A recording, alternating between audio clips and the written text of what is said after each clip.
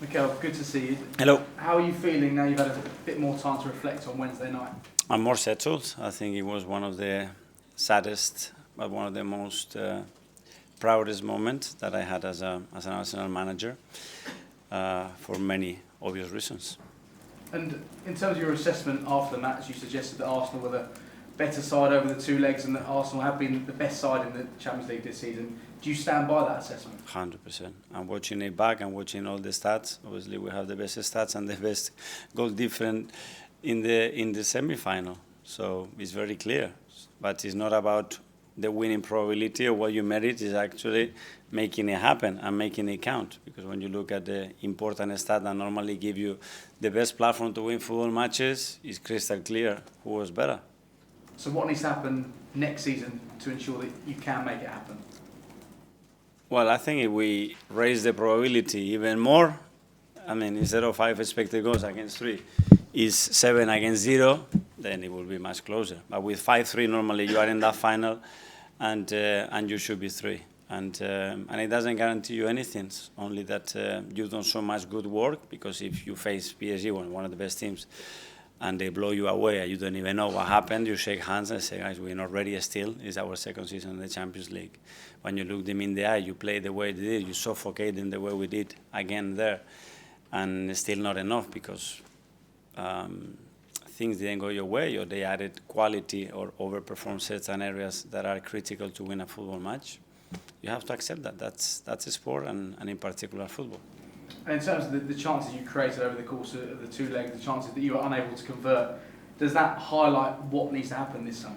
Yeah, but I mean, that's very volatile. And regardless the players that you have, it happens. And nobody can predict. When you watch the semi-final Inter-Barcelona, if any of you could predict who was going to score, how he's going to score, it's impossible. It's the right back that I play with, score a goal. He has the best chance in the game. He missed it. The centre back that is left-footed scored with the right foot there against us, Hakimi, that for sure he shouldn't be in the game the last 10 minutes of the first leg, so he could not play the second game and score when the expected goals are 0.07. I mean, it's a lot of random things in football. Last couple for me. There was clearly a lot of emotion on Wednesday night. The players were clearly absolutely devastated. Just how much of a challenge is it to lift everybody for these final 3 matches of the season, because there's still work to be done? But this is what we are. I mean, when we get so close to win big trophies that you don't achieve it, it has to be part of that journey to be able now to go immediately into a different competition and to perform at the highest level. That's it. Finally, from me, will there be a guard of honour for Liverpool at the weekend? And how painful will that be to give them that respect? But they deserve that. I mean, they've been the better team. They've been the most consistent. What Arne and the coaching staff did done has been fascinating. It's been really good, and they fully deserve it. And that's a sport. When somebody's better, you have to applaud and accept and try to reach that level. Thank you. Hi, Mikel. Hi. Only a couple of days on from the disappointment in Paris, of course. What message have you been sending your players in terms of ending this season as strongly as possible to consolidate that second place finish? Yeah, that's that we felt in the manner that we went out very, very proud. Make sure that we finish the season in the same way. You cannot win the Premier League, that's clear. But the last 16 days that we have with 3 games to go, make sure that we make ourselves proud, at least to compete at the end in the manner that we deserved. Sure, you spoke after the defeat about unlocking the door by turning strong seasons into titles and trophies. How close do you feel you are to doing that with the current crop of players you have to work with, and how key is this summer's recruitment going to be in helping you achieve that? We are there, because with the amount of points that we have generated in the last few seasons, we could have 2 Premier Leagues. So you know how close we are. We are there. We are providing the numbers that win you titles. We have to be a little bit luckier or still do better, is that nobody has that season better than you. But again, what we did in the Champions League, with those numbers, you have a big probability of winning it. That's why a lot of people were thinking that we could go all the way. You just used the word luckier. Do you feel that luck has gone against you this season then? There are many factors. You need that to go in your way, in that decision, in that clinical moment. The ball goes to the post, out, in. That's the fine margin. So I think what we have tried to do is to amplify the margins. The bigger the margins are, even if those things happen, then it will be very difficult for the opposition. So Liverpool, of course, up next on Sunday. How much importance do you place on this game in terms of sending out a message for next season by beating this season's champions? It's about this season. It's about the amount of points still we need to earn to finish in the position that we want, and we have to earn that. On the Guard of Honour that you mentioned at Anfield, can you and your team, I guess, use that experience of standing there congratulating the competitors on winning the league title as even more motivation and drive to ensure that it is you guys being congratulated next year? Yeah, something has to drive you, motivate you, and pain probably is a good one to use sometimes, when you don't really want to do something, but it's the right thing to do, usually as a motivation for next season. Finally for me, you said before that the experience of winning trophies really generates the belief to go on and win more.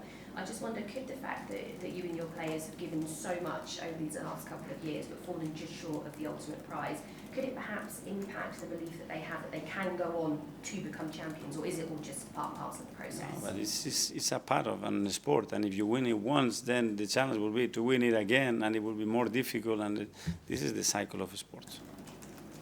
Thank you. Hi Mikel, how are you? Good, thank you. You said again today that your team were the best team in the Champions League.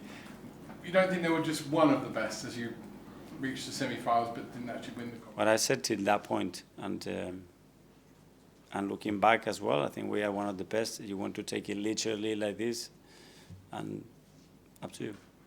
Do you think Arsenal have taken a step forward this season because of your Champions League campaign and the Premier League finishing second again probably? Yeah, for sure in the Champions League we have, because we've done better than last season, but not what we want, because we want to win it. What about the Premier League? And the Premier League, we're going to step backwards. You definitely take a step. Well, and with the points that we have created, it's clear that we haven't done as good as last season. That's obvious. So next season is all about recruitment in the summer. Have you already sat down and absolutely put on the table the players you want to see coming in through the door? It's about this season, because it's not finished. We still have 3 games to play. But you can't wait till the end of the season and then go pick the players you want to go and buy. No, but if we're having those meetings now, we are very late. In terms of Liverpool, they've been the standout team this season. Yeah. They've been the champions. Are they the team next season your team have to go and beat, or are Man City going to be the team again? Where do you think your team have to look at who they've got to try? Well, they will hold that trophy, and somebody has to come and take it out of their hands, and I'm sure that we're going to have a lot of contenders and very well prepared contenders to raise the level again and make it very difficult. And finally, you've spoken about picking the players up after Wednesday night. How have you picked yourself up, and how do you this summer get the energy to go again and do the process all over again? Looking things with perspective and being very analytical and very critical with what we've done, with what we are doing, and when you have those pictures and those things in front of you, it gives you a lot of hope to continue on that route and keep insisting and trying. That's a sport. Hi, Mikel. Hi.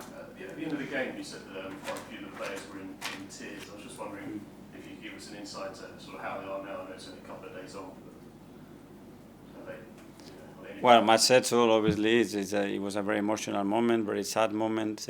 We put a lot of hope and energy and work into that, and we didn't get the outcome. And you need to go through that to after become stronger and better, and that's what we do. And externally, there's been a bit of criticism that it's another season without a trophy for Arsenal. Does that bother you? And B, do you think that's fair? No winning trophies bothers me a lot, yeah, because I love winning and absolutely hate losing, yeah. Perfect. Tom. Hi, Mikel. It's obviously been 16 years since Arsenal were last in a semi-final, and obviously fans, I don't think will want to be waiting another 16 years for another one. What do you think you could say to the fans so they can be encouraged that the wait next time will be much shorter and maybe go even further?